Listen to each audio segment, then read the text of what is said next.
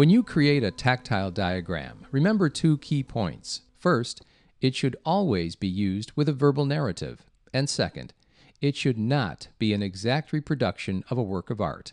It's more like a map, according to Teresa Kardoulias, Artistic Director, Art Education for the Blind. It's a map basically meant to help someone understand a visual image by depicting the various shapes, their relationship to one another, differentiating those shapes with patterns, textures, different line widths, different line types, dotted lines, broken lines.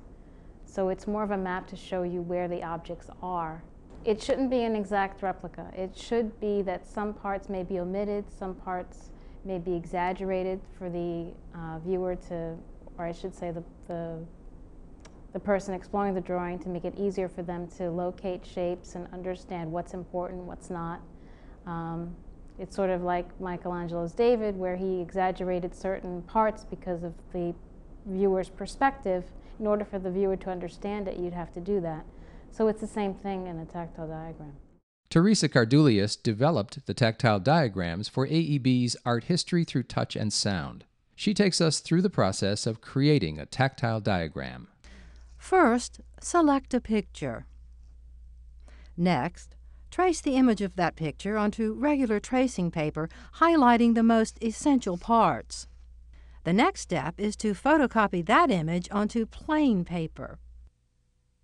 Then, take the photocopy and cut out the shapes of the objects that were traced. Next, turn the cutout paper over.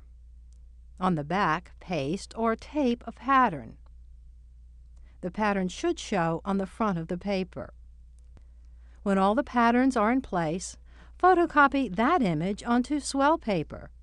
Take the swell paper copy and run it through a tactile image enhancer. The result?